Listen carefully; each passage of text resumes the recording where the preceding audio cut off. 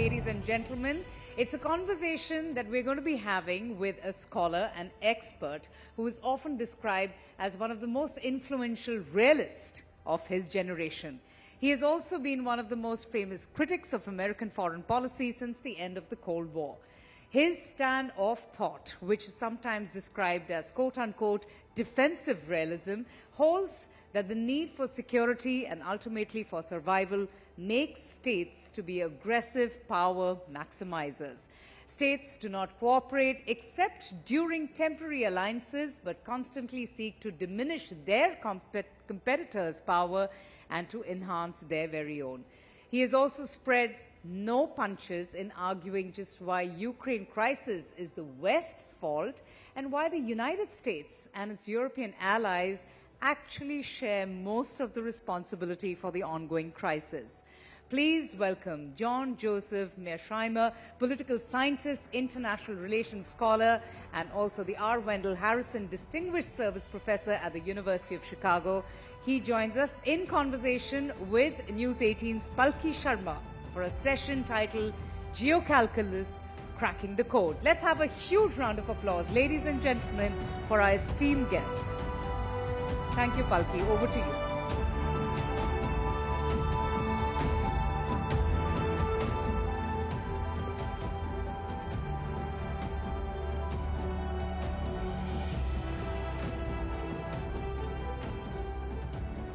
Thank you, and good evening to all of you. We live in exciting but dangerous times geopolitically. There are two wars and many internal conflicts that are going on across the world. There are new alliances being forged and old ones being dismantled. And in this context, we're exploring a very important and complex question. What is the driving force of decision-making today? Is it realism? Is it power? Is it morals? Or is it a mix of everything? Also, where does India stand in this mix? What role will India play in the looming conflicts of this century? We look forward to exploring all of this with you, Professor Mearsheimer. Welcome to Bharat Rising. My first question to you is, what would you call the current world order? How would you describe it? Would you say it's still unipolar, with America in the lead? Would you say it's truly multipolar? How would you see this? I believe that the world today is multipolar. Most of you in the audience came of age during the unipolar moment, which ran from roughly 1991, when the Soviet Union collapsed, up until about 2017. And the United States was, of course, the most powerful state on the planet by far during the unipolar moment.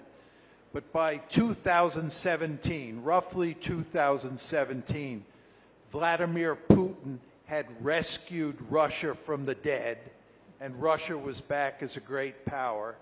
And China, because of all of the economic growth that had taken place during the 1990s and the first 17 years of the 21st century, was also a great power.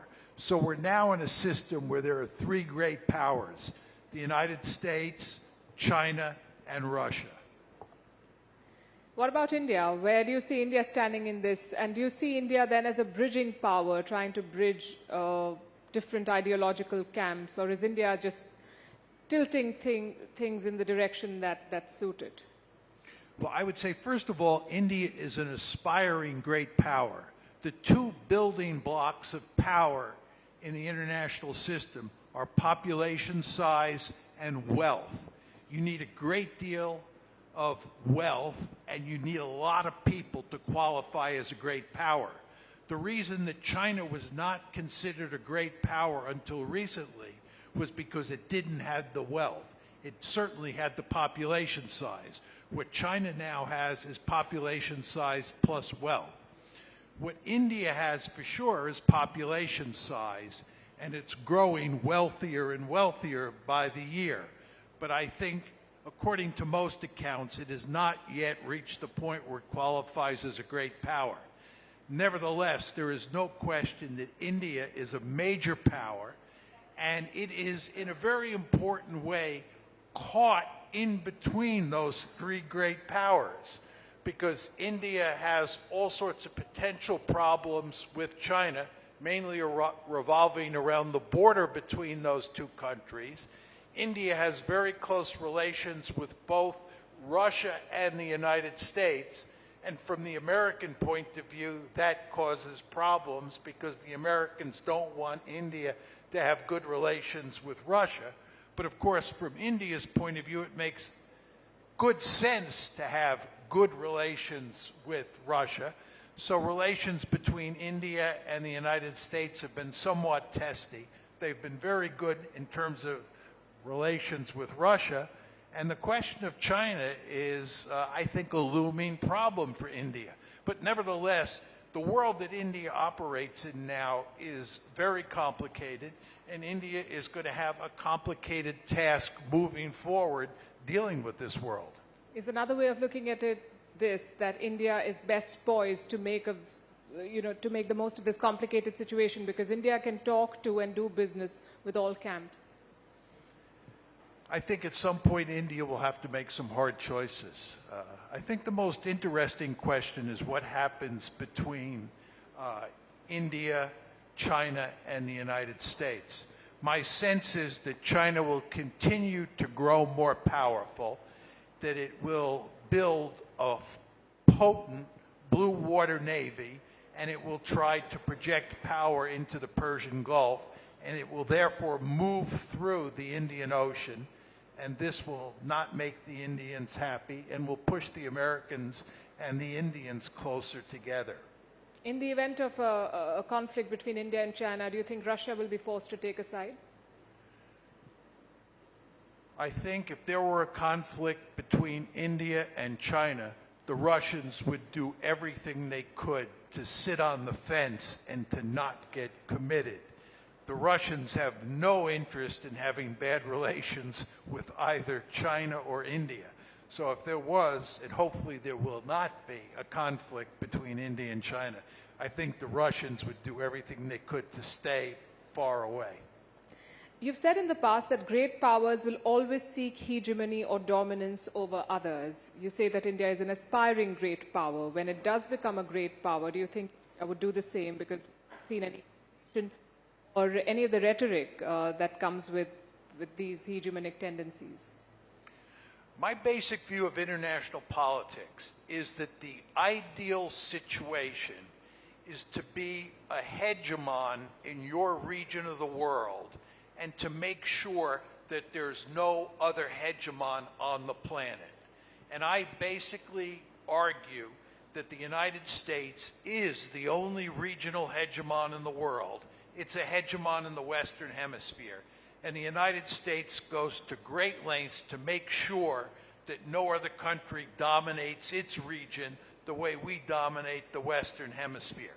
And that's why in the 20th century, we played a key role in putting Imperial Germany, Imperial Japan, Nazi Germany, and the Soviet Union on the scrap heap of history. The United States does not tolerate peer competitors. At the same time, I believe it makes eminently good sense for China to dominate Asia. I think that as China grows more powerful economically, it will try to dominate Asia. And I think from China's point of view, that makes good sense. From America's point of view, it does not make good sense. And certainly from India's point of view, it does not make good sense for China to dominate Asia. Just one final point. I would argue that if India were to grow more powerful than China, and the Chinese economy were to falter, and India's economy was to take off, and India looked like it could dominate Asia, it would try to dominate Asia. Not because of Indian culture or Indian politics, because that's just the way great power politics work. The best way to survive in the international system is to be really powerful. Interesting. Let's talk about the Ukraine war now. And you've accused the West of poking the Russian bear. It's been 2 years. It's a frozen conflict. no side is making much headway. And Putin has won a record 5th term in power. How do you see this war ending, and what do you think the West should do? Should they stop military aid to Ukraine? I believe that it's actually not a frozen conflict. I believe that the Russians are winning the war, and that the Russians will end up with an ugly victory. I believe the Russians now control about 20% of Ukrainian territory. The balance of power has shifted decisively in Russia's favor in terms of both weaponry and manpower, which are of great importance in a war of attrition like the one you see taking place in Ukraine. And what I think is going to happen is that the Russians will end up conquering about 40% of Ukrainian territory. I think they now have annexed 4 oblasts plus the Crimea. My guess is, and I want to underline that this is just my guess, is that they will end up annexing 4 more oblasts, and they will end up with 40%, roughly 40% of Ukrainian territory. And what will be left is a dysfunctional rump state. Ukraine, in other words, will be a dysfunctional rump state that the Russians will go to great lengths over time to make sure is politically and economically weak so that it cannot become a part of NATO.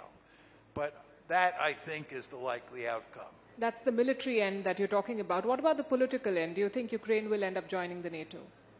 No, I think politically that the Russians will go to great lengths to make sure Ukraine doesn't join NATO. And I think that the West will not bring a dysfunctional Ukraine into the alliance. So I think that it will not, Ukraine will not become part of NATO. Do you then think the West should stop the military aid to Ukraine? Because the American aid is tied in the Congress and the Europeans are still struggling to find the money to fund this war. Yes, this is a great question. I believe that it is best for Ukraine, and I want to underline that. I believe it is best for Ukraine to now end the war, to reach a settlement with the Russians. And that means 2 things. One, Ukraine must sever all of its security relations with the West, not just give up entering NATO. Ukraine should become a truly neutral state by severing its military or security ties with the West, because Russia's principal concern is the possibility of Ukraine joining NATO. That, the Russians say, to a person is an existential threat, and they do not accept that. So I think it's imperative that Ukraine become a neutral state. And then the other thing is, I think it's very important that the United States cut off all assistance to Ukraine, and that the Europeans collectively provide aid, economic aid, not military aid, to Ukraine moving forward until it gets on its feet. I'll come to the question of the aid in a bit, but you've said that Ukraine should become a neutral state, and you've argued in the past against NATO expansion to the east. The argument from the other side is that that's not a choice for Russia to make, which side Ukraine should go to. That's not something that Moscow gets to decide. Plus, recent polls have said that close to 70% Ukrainians want to be part of the NATO. So there is realism, and then there is public opinion. And in most quote-unquote democracies, leaders are swayed by public opinion. So if Ukrainians want to join the NATO, what should the leadership do? Well, the thing is that Ukraine, for obvious reasons, at this point, would like to join NATO. But this would be a fundamental mistake, because if they join or try to join NATO, their country is going to be wrecked. If Ukraine had never made any attempt to join NATO, Ukraine would be intact today. Crimea would be part of Ukraine. Those 4 oblasts that have been already annexed to Russia would still be part of Ukraine. This war is all about NATO expansion into Ukraine.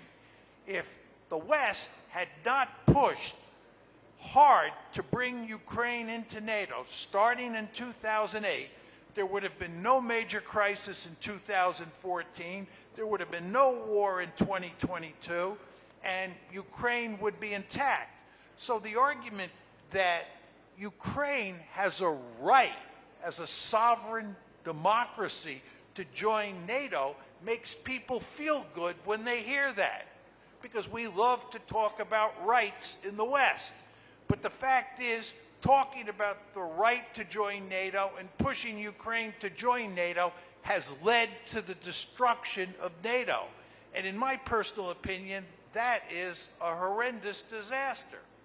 Yes, and Russia's war has also led to the expansion of NATO. In the last 2 years, we've seen 2 countries join. But you talked about the West stopping military aid, America stopping military aid to Ukraine. If and when that happens, what message would it send to other players, for instance, a Xi Jinping? What would stop him from seeing a Ukraine in Taiwan? There's this argument that if the United States cuts and runs or loses in Ukraine, that this will have significant effects in East Asia, because Xi Jinping will think that the United States won't fight in East Asia if China behaves aggressively. I do not believe for 1 second that Xi Jinping or the Chinese elite thinks that the United States, for example, will not fight over Taiwan. Joe Biden has said on 4 separate occasions that the United States will fight for Taiwan. There is no doubt in my mind that the United States will fight for Taiwan, because Taiwan is of great strategic importance to the United States, and the United States, as I said earlier in my comments, is determined to contain China. So I do not believe that losing in Ukraine, and I want to be clear here, I do think the United States is in the process of losing in Ukraine. I do not think it will weaken our deterrent position in East Asia vis-a-vis the Chinese. The thing is that we do not know for sure that Joe Biden will be around until the end of this year to make that decision vis-a-vis Taiwan. Having said that, do you think that Xi Jinping is going to attack Taiwan in this decade? No, I don't think that Xi Jinping is going to attack Taiwan anytime soon. And there are a variety of reasons for that. One of the main reasons is that for him or for China to attack Taiwan, it has to cross a large body of water. And amphibious operations are among the most difficult military operations you can ask an army to perform. It is very difficult to cross a body of water as large as the Taiwan Strait. So the task that the Chinese have set for themselves, if they decide to attack Taiwan, would be a formidable one. The second point is, China has not fought a war since 1979. Just think about that. The United States of America is fighting wars all the time. The United States has a highly primed military. It's primed for combat. The Chinese military has not fought a war in a long time. It's a rusty military. And we know from watching how the Russians performed in Ukraine in the early stages of that war, armies take time to get used to fighting wars, to fighting battles. You just don't take an army that hasn't fought a war in a long time and send it into battle and expect it to do well. So what I'm telling you here is that the Chinese would have to perform an extremely difficult military task, launching an amphibious operation across the Taiwan Strait, number one. And number two, they don't have highly tuned military that can perform that difficult task.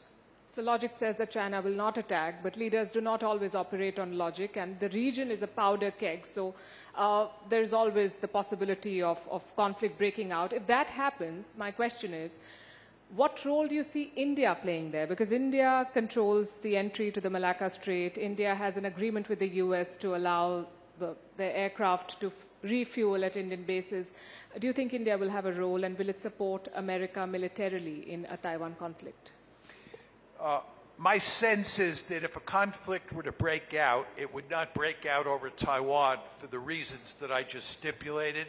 I think the most dangerous area in East Asia is the South China Sea, and I would not be surprised if a conflict broke out between the Philippines and China and the United States got dragged in, which then goes to your question, what would India do? I think that India in that event would provide indirect support for the United States. I don't think that India would get involved in the fighting.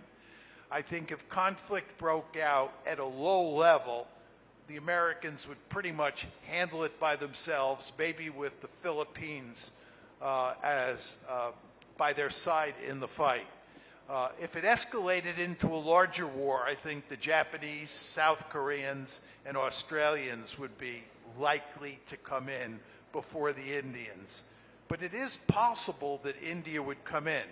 The problem that India faces is that it has to protect its home waters, and it has to protect its border with China.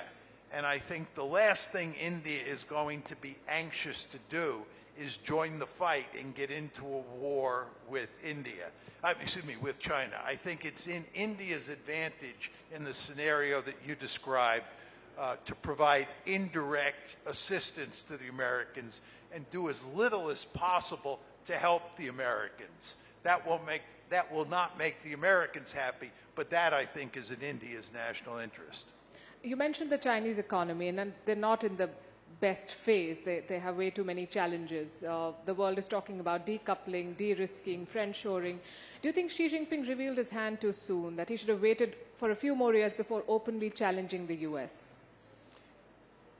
There's no question that it was in China's interest, as Deng Xiaoping pointed out many, many years ago, for China to rise as quietly as possible and not in any way threaten the Americans.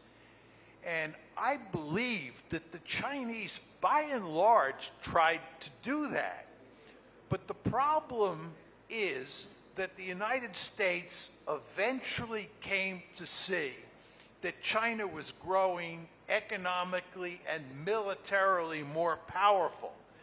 And we started telling ourselves stories about how China might end up being a really formidable military foe.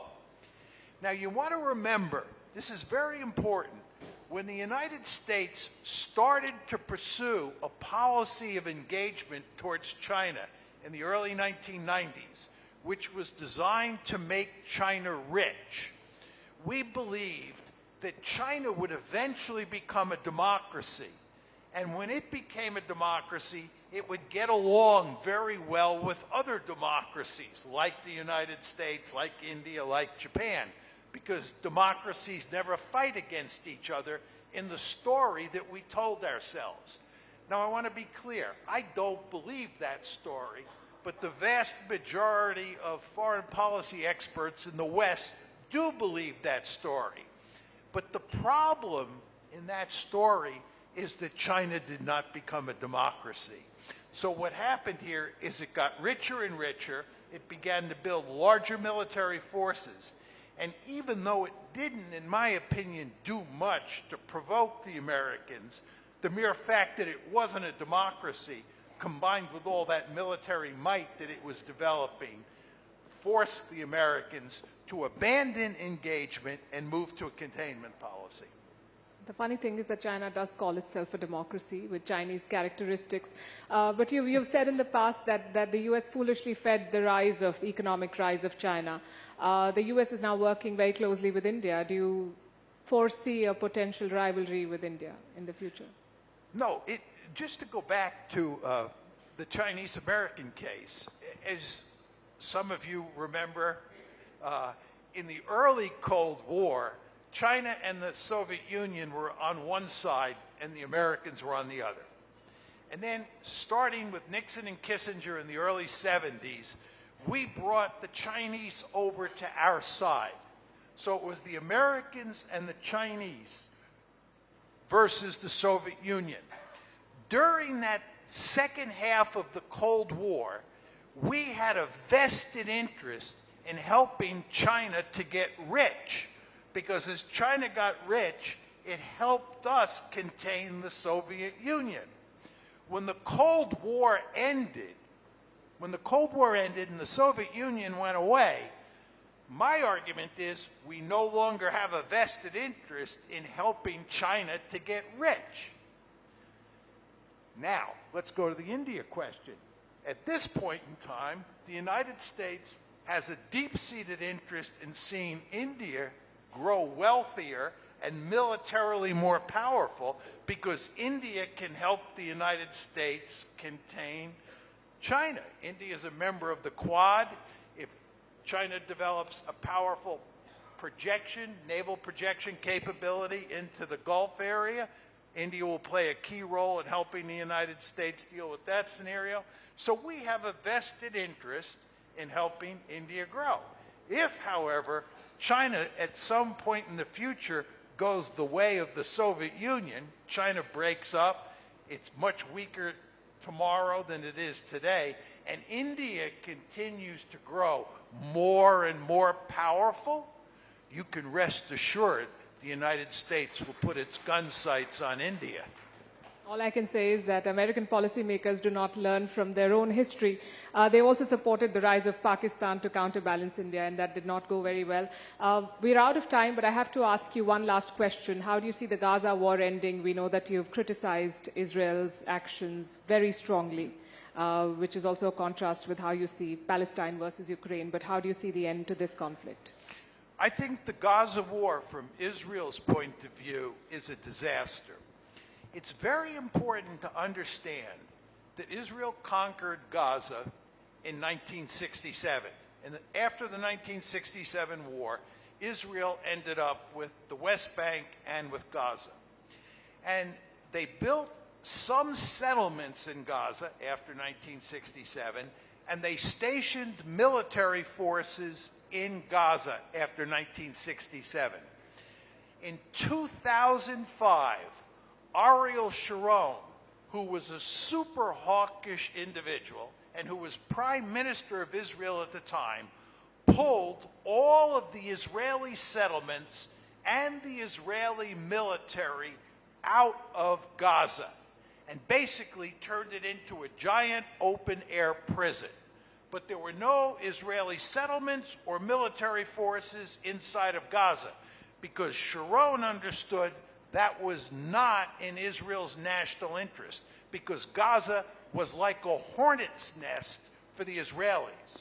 Well, if you look at what's happened as a result of October 7th, the Israelis are back in Gaza. They have large-scale military forces there, and they plan to stay there. At the same time, there is virtually no chance that Israel is going to defeat Hamas. So they are going to have significant resistance from Hamas. They're stuck in Gaza, and world opinion, and this includes countries like India, which favor the two-state solution, and the United States, which favors the two-state solution, are going to put enormous pressure on Israel over time to move to a two-state solution, which Israel doesn't want to do. All of this is to say Israel is in real trouble. I have a lot of questions, but we are completely out of time. Thank you so much for joining us and for sharing your insights.